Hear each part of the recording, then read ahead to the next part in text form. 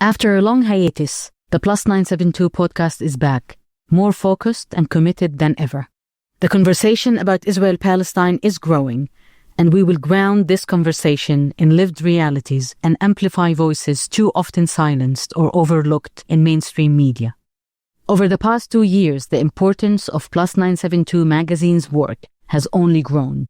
The magazine has reached millions of readers with its reporting and analysis, and its investigations have been cited by mainstream media and international bodies and have driven real-world impact. The relaunch of the Plus 972 podcast is our next step in expanding our work, bringing the stories we publish and the voices we amplify to an even wider audience. Welcome to the Plus 972 podcast, your direct line to the journalists, thinkers, and activists struggling for justice in Israel-Palestine. I'm your host, Ghussoon Bsharat, Editor-in-Chief of Plus 972 magazine. Our podcast grounds the discussion in lived realities to bring you closer to the issues that matter most between the river and the sea. Before we start today's conversation, a quick reminder that what we do would not be possible without you, our readers and listeners. If you believe in our mission and would like to support our work, head over to 972mag.com/members and find out how to become a member of 972 or make a one-off contribution. It's been nearly 2 years and Israel's genocide in Gaza shows no sign of abating. At the same time, Israel has further entrenched its control over Palestinians in the West Bank and accelerated its persecution over Palestinian citizens of Israel, while expanding the war to Lebanon, Syria, Yemen, and Iran. Inside Israel, protests against the war among Jewish and Palestinian citizens are continuing to grow louder, but have not yet reached a tipping point. Today, I'm in Jerusalem and I'll be talking to Orly Noy in order to connect the dots between the unfolding genocide in Gaza and the Israeli actions and policies everywhere else in this land and beyond. Orly is a regular contributor to Plus 972 magazine and an editor at the Hebrew language media outlet Local Call. Orly is a political activist and a translator of Farsi poetry into Hebrew. Orly is also the head of board of B'Tselem, an Israeli human rights organization which published a detailed report in late July asserting that Israel is committing a genocide in Gaza. Thank you, Orly, for hosting me in your city, in Jerusalem.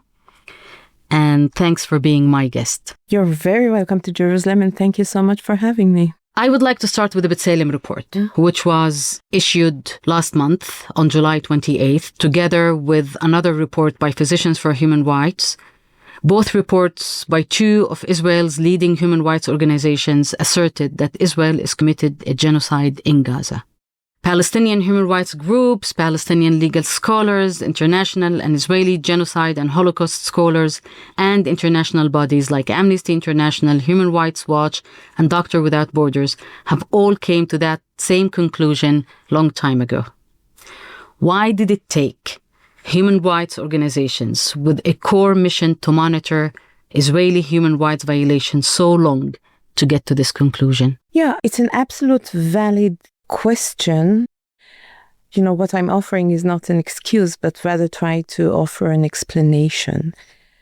First, we should remember that, having declared it to be genocide, and that in this particular moment in time rather than, months earlier, doesn't mean that B'Tselem sat silently until we published that report. From the very first day of the war, B'Tselem repeatedly warned against committing crimes of war, crimes against humanity. We needed time to thoroughly research. It's something that maybe intuitively you could have said at a very early stage of this war. But we wanted to base our statement on our own thorough investigation and research and analysis, and we did that. Because, there wasn't one point of time from which the war became genocide. It's very similar to the apartheid report that we published several years ago. We could have declared the Israeli regime to be an apartheid regime decades ago, and it would have been true just as much. But again, it's not an excuse. For sure, we could have published it earlier. There's no doubt about it. And what about the rest of the human rights community in Israel? Why only two organizations, in your opinion, came out now and said that it's a genocide and the rest are not joining? I think that there is maybe still hope within some of our colleagues that if they refrain from using very extreme terminology, then they will be more successful in reaching the ears of the mainstream Israeli. I don't think it's working. That strategy never proved itself to be working, but maybe this is part of the reason. And it seems like the outside world, whether international media outlets or international non-governmental bodies or even governments, will start using certain legal terms only when Israelis do that. Yeah. The same applies to the term genocide. Do you think that applies here as well? Well, I think that actually in this case, as you mentioned yourself, we were kind of late. But the sentiment that you're describing is absolutely there. It is, I think, a combination of really colonial sentiments that, when the whites say something, quote unquote, then it's taken more seriously than the natives. It's just a colonial logic, along with a sense that when Israeli Jews say it, then you're allowed. Then it's a permission. Because, Israel so manipulatively accuses everyone who criticizes its policies with anti-Semitism, that when an Israeli organization, comes out with these allegations, it's sort of a protection shield in a way to others to say that without being accused with anti-Semitism. Not that it helps, really. And how was it perceived by the Israeli public? Before we published the report, we prepared ourselves for anything because, we know from the history of B'Tselem that the backlash can be very, very brutal and violent. So we prepared ourselves for anything, including, being summoned to interrogation, arrest, whatever. The amazing thing was it was accepted with complete silence within the Israeli media. It did a lot of noise outside Israel, but I remember even times that the Israeli foreign minister would brag about having B'Tselem, to show what an amazing democracy we are. And then they shifted into targeting us, attacking us, but we were still part of the conversation. Today, they are just completely ignoring us. And it tells a lot about Israel in this moment, where not just the establishment is at, but where the Israeli media is at and where the Israeli society is at. So what role is the Israeli media playing today or played since October 7th, and it's still ongoing until today?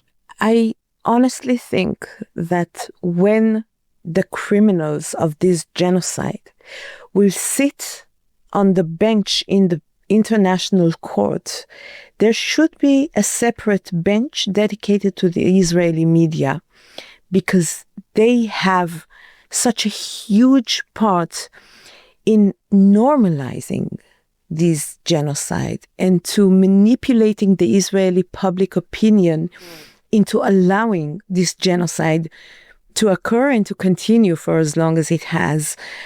It is amazing that any given European, American, Arab citizen anywhere in the world would have more information about what's going on in Gaza than the Israelis who send their children, their spouses, their brothers to commit this genocide.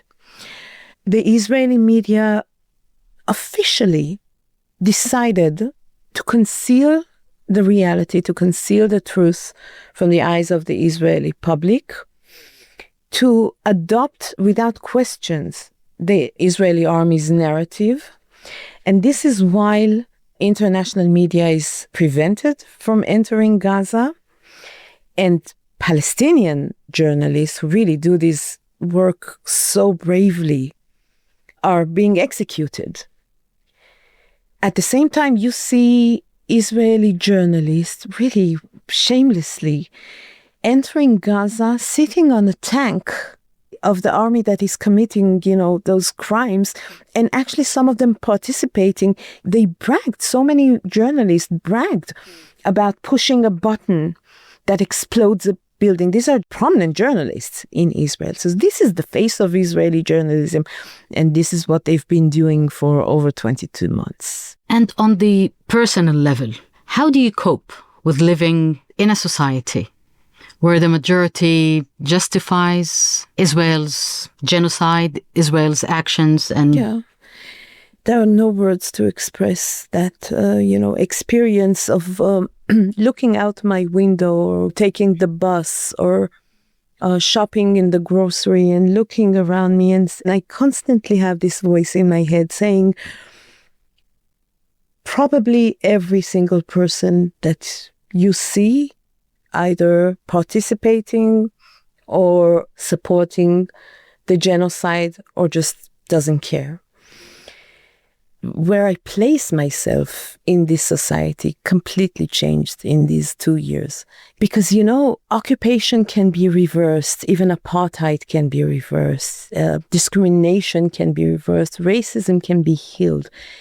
Genocide cannot be undone. You cannot undo genocide. And when I look at the Israeli society today, I don't feel any sense of belonging. I feel a deep sense of horror and fear. It frightens me today. It is still my moral obligation, as long as I'm part of, this society, and I have the moral obligation to struggle. But I feel a complete alienation and horror and fear when I look at the Israeli society today. And it's not just, the Israeli society is a vague concept. I'm talking about friendships who were completely ruined. I have friends that, we cease to be friends and it will not be recover. Family members, immediate family members, that we completely cut ties because of, just not being able to bear the differences. They just became too huge to gap. So it penetrates into the most intimate aspects of life. But at some stage, hopefully now, the war will end. What society will be here? I honestly don't think we can answer this question at this point because, or maybe I'm too scared to answer this question at this point because look, it's all over. It's not just what's happening in Gaza. It's not just the Holocaust in Gaza. Look around you, genocides don't just appear out of nowhere. Something allowed this genocide to happen. And this is a process that has been going on for decades. The deep dehumanization of Palestinians everywhere, especially in Gaza. The unimaginable rise of Jewish supremacy, like really race theory. All of this will still be here when hopefully soon the genocide will end. And I think that the only deep understanding that I have, that this time it's not about reforming the government. It's not about, bringing about the government of change like we had. It's like Germany after the Second World War. There was a notion that a regime that committed a genocide can no longer be. I hope that this will be the lesson that we will, or the world will, force Israel to understand, that this regime that committed genocide can no longer be. It's not about reforming it. It's about replacing not the government, but the regime itself. Your analysis of what is going on with the Israeli society, Israeli media, Israeli government is very dark. But at the same time, anti-war voices are growing louder. Do you think we may see some shifts in the way opposition groups from different type of opposition groups, political parties, grassroots movements, radical left groups, and the hostages' families. Do you think that we can see some shift in the way they are mobilizing against the continuation of the war and the genocide? So that for sure, you're absolutely right. There is a growing objection to the ongoing war. I think that only at the margins of this objection is a true, ideological, moral objection to the genocide itself, but rather the growing understanding that this war is taking us nowhere, that it has nothing to do with Israel's security. It has certainly nothing to do with the return of the hostages. In fact, quite the opposite. But with a government that gives absolutely no importance to its citizens, what is the meaning of those demonstrations? What have they been able to achieve? And sadly, it's really close to nothing. It's not that we have really a truly democratic government that depends on the satisfaction of its citizens or, even considers what they think. But I think that there is a great hope in the collaboration between truly democratic forces within the Palestinian and the Jewish Israeli sectors. If there is any hope to the future of this place, I think it will start from this collaboration. I hope it grows really after this genocide and all the Jewish spectrum that supported it at some point. Democratic forces within the Jewish society will have no other place other than, joining forces with the liberal forces within the Palestinian citizens. I would like to go back to the B'Tselem report. There was one aspect in the report that did not get enough attention, in my opinion, where B'Tselem warned that the genocide will not remain confined to Gaza. This is obviously, a terrifying warning. But when I discuss it among friends and family, and I am myself a Palestinian citizen of Israel, and when I even discuss it with friends in the West Bank, none of us can fully grasp the full meaning of this. Yeah. Maybe because we're all still watching the unfolding genocide in Gaza. And so, can you elaborate a bit more on what does this mean? Well, I think it goes to the fundamental question of what genocide is. Genocide is the attempt to bring an end to the existence of a collective as such. It could be ethnic collective, national collective, religious collective, whatnot. It does not mean the elimination of every individual in the collective. But what genocide attempts to achieve is that the collective as such will cease to exist. This thing has different manifestations in our reality. So in Gaza, we see the most brutal manifestation of this genocide, which is the physical annihilation of this group of people. And of course, annihilating the infrastructure that will allow for years to come the existence of this group. So the visual manifestation of this genocide is very vivid, is very clear.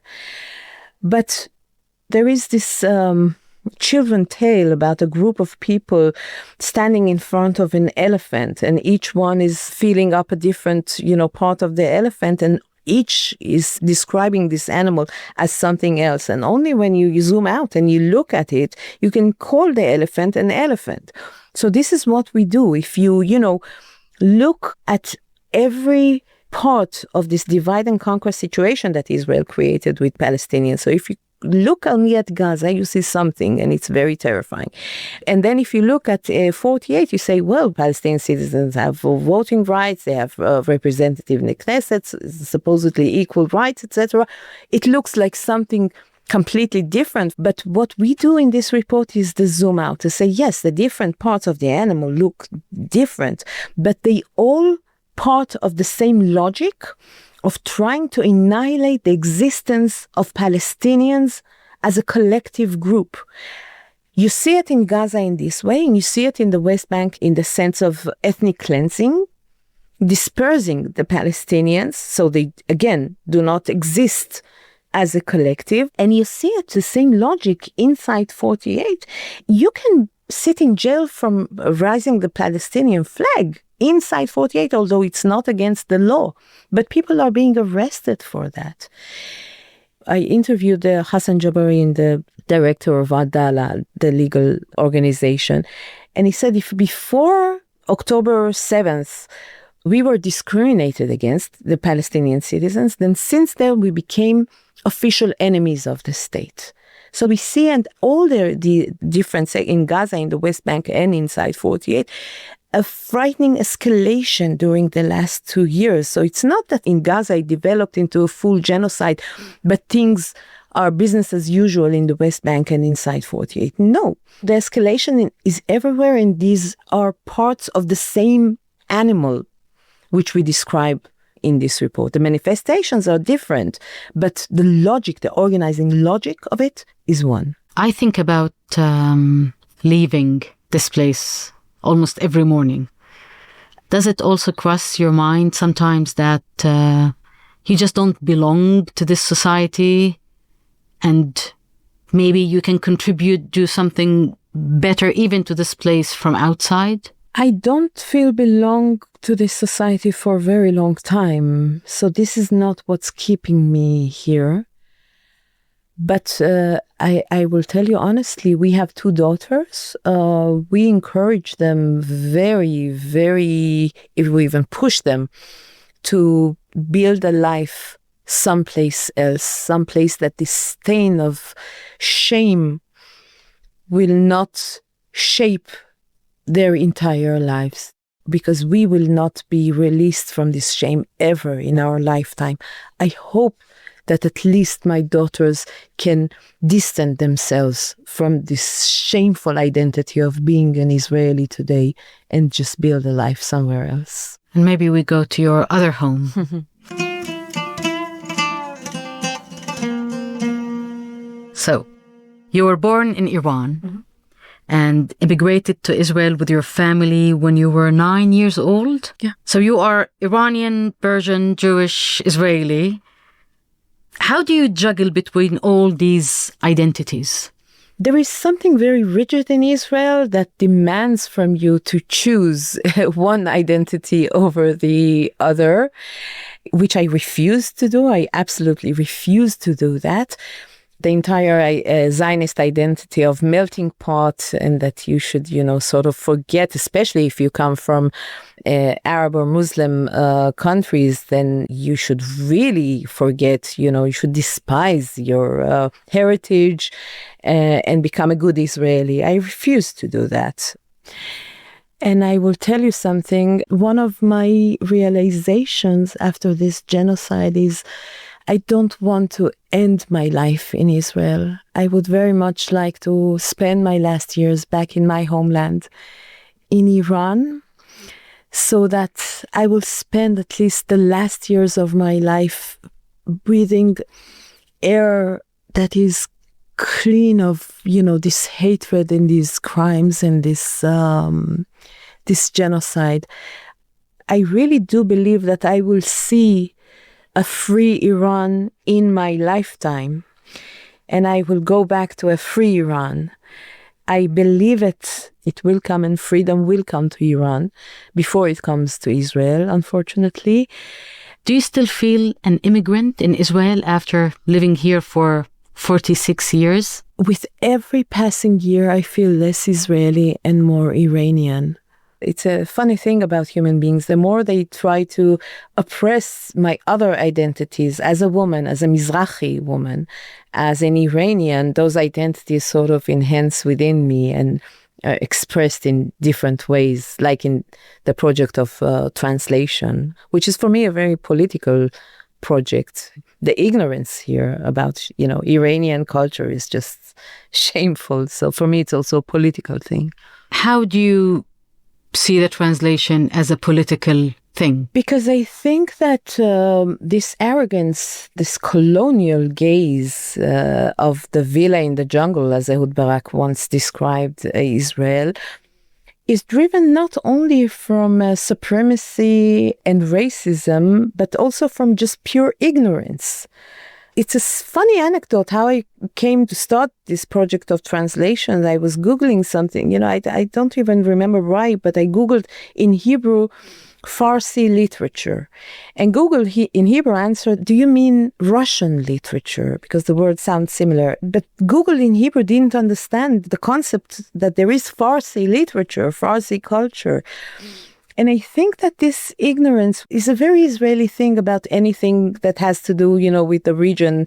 Israelis are ignorant about Arab culture, about the Arabic language, and also about Iranian language and culture and history.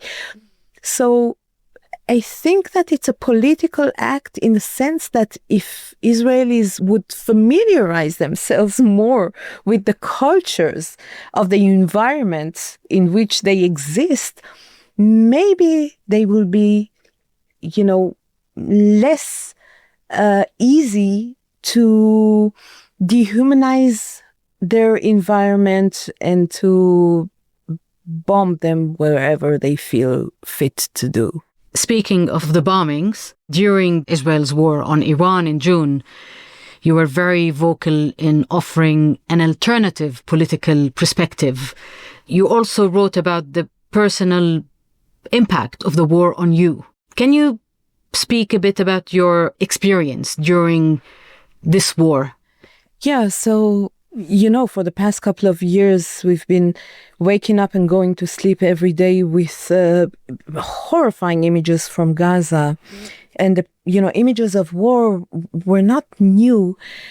But watching these images from Tehran really broke my heart. I know the names of these streets. I know the cries of babies, it's always something terrifying. But when these cries of people, of kids were in Farsi, my mother tongue, it shook something so deeply inside me. It was like they are bombing my homeland.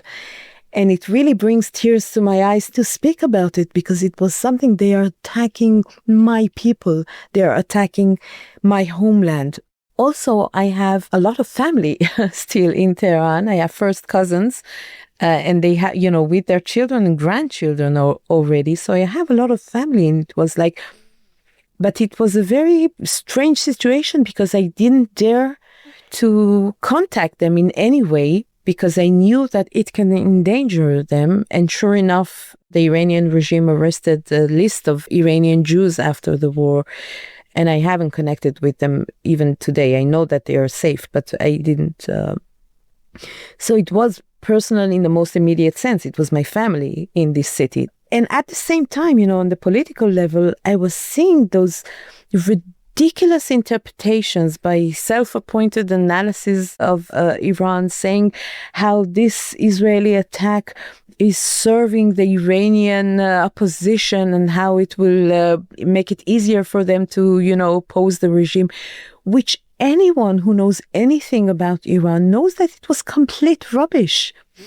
Because if anything, the opposition stood by, again, their homeland. It's not about the regime. It's protecting their homeland that is being invaded and attacked. So it absolutely achieved the opposite result.